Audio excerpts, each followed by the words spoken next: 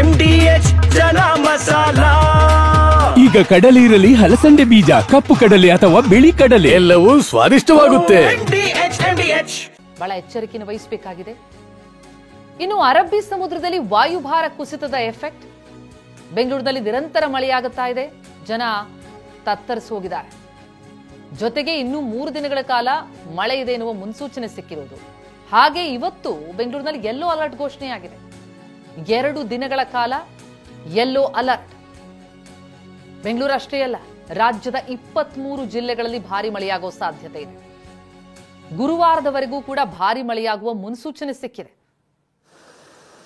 ಬೆಂಗಳೂರಿನಲ್ಲಿ ಸುರಿತಾ ಇರುವ ನಿರಂತರ ಮಳೆಗೆ ವಿವಿಧ ಲೇಔಟ್ಗಳು, ಏರಿಯಾಗಳ ಪರಿಸ್ಥಿತಿ ನೋಡಿ. ಸಾಯಿ ಲೇಔಟ್ ಅಂತೂ ಜಲಾವೃತ ಆಗ್ಬಿಟ್ಟಿದೆ. ಹಾಗೆ ಶಾಂತಿನಗರ ಬಸ್ ಡಿಪೋ ಬಳಿಯ ಚಿತ್ರಣ ನೋಡ್ತಾ ಇದ್ದೀವಿ. ಸಂಪೂರ್ಣ ನೀರು ತುಂಬಿ ಹೋಗಿದೆ. ಕಾರುಗಳಲ್ಲೇ ಮುಳುಗೋಗಿರೋದನ್ನು ನೋಡ್ತಾ ಇದ್ದೀವಿ. ಕೆಟ್ಟು ಹೋಗಿದೆ ಹಲವು ಕಡೆಗಳಲ್ಲಿ. ಹೋಗೋದಕ್ಕೆ ಸಾಧ್ಯ ಆಗ್ತಿಲ್ಲ.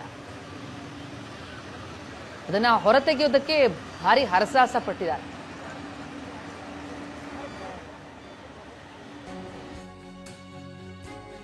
ಇನ್ನು 1 ವಾರ ರಾಜ್ಯದಲ್ಲಿ ಹಲವು ಕಡೆಗಳಲ್ಲಿ ಭಾರಿ ಮಳೆಯಾಗುತ್ತೆ. ಕರಾವಳಿಯಲ್ಲಂತೂ ಇವತ್ತಿನಿಂದ 3 ದಿನ ಆರೆಂಜ್ ಅಲರ್ಟ್ ಇದೆ. ಉತ್ತರ ದಕ್ಷಿಣ ಒಳನಾಡಿನಲ್ಲಿ 3 ದಿನ ಆರೆಂಜ್ ಅಲರ್ಟ್. ಹೀಗಾಗಿ ದಕ್ಷಿಣ ಕನ್ನಡ, ಉಡುಪಿ ಮತ್ತು ಉತ್ತರ ಕನ್ನಡ ಕರಾವಳಿ ಜಿಲ್ಲೆಗಳಲ್ಲಿ ಅಲರ್ಟ್ ಇದೆ. ಬಾಗಲಕೋಟೆ, ಬೆಳಗಾವಿ, ಧಾರವಾಡ, ಹಾವೇರಿ, ಬಳ್ಳಾರಿ, ಹಾಸನ, ಕೊಡಗು, ಶಿವಮೊಗ್ಗ ಮತ್ತು ಚಿಕ್ಕಮಗಳೂರು ಜಿಲ್ಲೆಯಲ್ಲೂ ಕೂಡ ಆರೆಂಜ್ ಅಲರ್ಟ್ ಘೋಷಣೆಯಾಗಿದೆ. ಭಾರಿ ಮಳೆಯ ಮುನ್ಸೂಚನೆ ಕೊಟ್ಟಿದೆ ಹವಾಮಾನ ಇಲಾಖೆ. ಆರೆಂಜ್ ಅಲರ್ಟ್, ಎಚ್ಚರಿಕೆ ಅಗತ್ಯ ಇದೆ. ಅರಬ್ಬಿ ಸಮುದ್ರದಲ್ಲಿ ಬಹಳ ದೊಡ್ಡ ಮಟ್ಟದಲ್ಲಿ ಗಾಳಿ ಬೀಸ್ತಾ ಇದೆ. ಜೊತೆಗೆ ಇನ್ನು 1 ವಾರ ರಾಜ್ಯಾದ್ಯಂತ ಹಲವು ಕಡೆಗಳಲ್ಲಿ ಭಾರಿ ಮಳೆಯಾಗುವ ಮುನ್ಸೂಚನೆ ಇದೆ. ಕರಾವಳಿ ಜಿಲ್ಲೆಗಳು, ಉತ್ತರ ಕನ್ನಡ, ದಕ್ಷಿಣ ಕನ್ನಡ ಮತ್ತು ಉಡುಪಿಯಲ್ಲೂ ಆರೆಂಜ್ ಅಲರ್ಟ್ ಘೋಷಣೆಯಾಗಿದೆ. ಜೊತೆಗೆ ಕೊಡಗು, ಶಿವಮೊಗ್ಗ, ಹಾಸನ, ಚಿಕ್ಕಮಗಳೂರಿನಲ್ಲೂ ಕೂಡ ಆರೆಂಜ್ ಅಲರ್ಟ್. ಹಾಗೆ ಬಾಗಲಕೋಟೆ, ಬೆಳಗಾವಿ, ಧಾರವಾಡ, ಹಾವೇರಿ, ಬಳ್ಳಾರಿ ಇಲ್ಲೂ ಕೂಡ ಭಾರಿ ಮಳೆಯಾಗುವಂತಹ ಮುನ್ಸೂಚನೆ ಸಿಕ್ಕಿದೆ. ಹವಾಮಾನ ಇಲಾಖೆ ಈಗಾಗಲೇ ಎಚ್ಚರಿಸ್ತಾ ಇದೆ. ಜೊತೆಗೆ ಬೆಂಗಳೂರಿನಲ್ಲೂ ಕೂಡ ಮಳೆ ಮುಂದುವರಿಯುತ್ತೆ. ಚಿಕ್ಕಮಗಳೂರಿನಲ್ಲಿ ರೆಡ್ ಅಲರ್ಟ್ ಘೋಷಣೆಯಾಗಿದೆ. ಉಳಿದ ಕಡೆಗಳಲ್ಲೆಲ್ಲ ಆರೆಂಜ್ ಅಲರ್ಟ್ ಘೋಷಣೆಯಾಗಿರೋದ್ರ ಬಗ್ಗೆ ಮಾಹಿತಿಯನ್ನೇ ನಾವು ಗಮನಿಸಿದ್ವಿ. ಇವತ್ತು ನಾಳೆ ಚಿಕ್ಕಮಗಳೂರು ಜಿಲ್ಲೆಯಾದ್ಯಂತ ರೆಡ್ ಅಲರ್ಟ್. ಬೆಂಗಳೂರಿನಲ್ಲಿ ಮಳೆಯಿಂದ ಆದಂತಹ ಅವಾಂತರಗಳು ಏನೇನಾಯಿತು, ಹೇಗಿದೆ ಪರಿಸ್ಥಿತಿ, ಈ ಬಗ್ಗೆ ಡೀಟೇಲ್ಸ್ ಕೊಡ್ತಾ ಹೋಗ್ತಾರೆ ನಮ್ಮ ಪ್ರತಿನಿಧಿ ಶಾಂತಮೂರ್ತಿ. ಈಗ ಶಾಂತಮೂರ್ತಿ, ಶಾಂತಮೂರ್ತಿ, ಬೆಂಗಳೂರಿನಲ್ಲಿ ಒಂದು ಸಣ್ಣ ಮಳೆ ಆದ್ರೆ ತಡ್ಕೊಳ್ಳೋದಕ್ಕಾಗಲ್ಲ. ನೀರು ನಿಂತು ಬಿಡುತ್ತೆ, ವಾಹನ ಸವಾರರು ಪರದಾಡುವಾಗತ್ತೆ. ಅದರಲ್ಲೂ ನಿನ್ನೆ ನುಡಿಸಿರೋದು ದಾಖಲೆಯ ಮಳೆ. ಏನಾಗಿದೆ, ಎಲ್ಲೆಲ್ಲಿ ಏನೇನು ಸಮಸ್ಯೆ, ಯಾವ ರೀತಿ ಎಚ್ಚರಿಕೆ ವಹಿಸಲಾಗ್ತಿದೆ?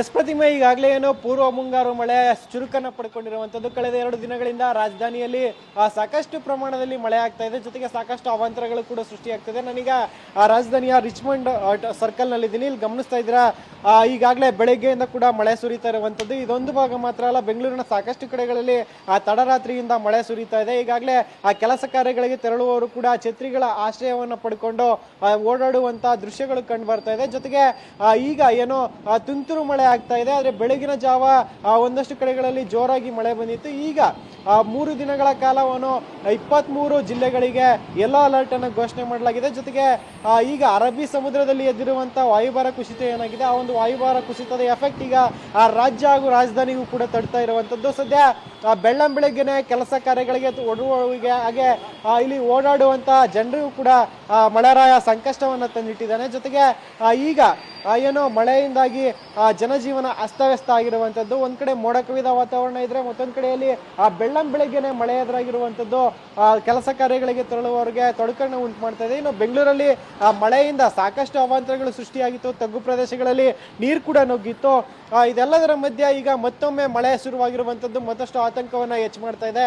ಯಾಕಂದ್ರೆ ಈಗಾಗಲೇ ಸಾಕಷ್ಟು ಕಡೆಗಳಲ್ಲಿ ನಿನ್ನೆ ಬಂದಿದ್ದಂತ ನೀರಿನ ಪ್ರವಾಹ ಸ್ಥಿತಿ ಏನಿತ್ತು ಅದು ಕೂಡ ಇನ್ನೂ ತಗ್ಗಿಲ್ಲ. ಇದರ ಬೆನ್ನಲ್ಲೇ ಈಗ ಮತ್ತೆ ಮತ್ತೆ ಮಳೆ ಶುರುವಾಗಿರುವಂತದ್ದು ನೀರಿನ ಒಂದು ಮಟ್ಟ ಜಾಸ್ತಿ ಆಗುವ ಸಾಧ್ಯತೆಯನ್ನು ತೋರಿಸ್ತಾ ಇದೆ. ಜೊತೆಗೆ ಬೇರೆ ಬೇರೆ ಭಾಗಗಳಲ್ಲಿ ಅವಾಂತರಗಳು ಸೃಷ್ಟಿಯಾಗುವ ಆತಂಕವನ್ನು ಕೂಡ ಮನೆ ಮಾಡಿರುವಂತದ್ದು. ಒಟ್ಟಿನಲ್ಲಿ ಈಗ ಪೂರ್ವ ಮುಂಗಾರು ಮಳೆಗೆ ಬೆಂಗಳೂರು ತೊಯ್ದು ಹೋಗ್ತಾ ಇದೆ. ಜೊತೆಗೆ ಈಗ ಬೆಳ್ಳಂಬೆಳಗ್ಗೆನೆ ಮಳೆರಾಯ ಎಂಟ್ರಿ ಆಗ್ತಾ ಇರುವಂತದ್ದು ರಾಜಧಾನಿಯ ಜನರಿಗೆ ಸಂಕಷ್ಟವನ್ನ ತಂದಿಟ್ಟಿರುವಂತದ್ದು. ಪ್ರತಿಮಾ, ಶಾಂತಮೂರ್ತಿ, ಇದು ಮಳೆ ಇಲ್ಲಿಗೆ ನಿಲ್ಲಲ್ಲ. ಇನ್ನೂ 2-3 ದಿನಗಳ ಕಾಲ ಭಾರಿ ಜೋರಾಗಿ ಮಳೆ ಬರುತ್ತೆ. ಆರೆಂಜ್ ಅಲರ್ಟ್ ಬೇರೆ ಘೋಷಣೆಯಾಗಿದೆ.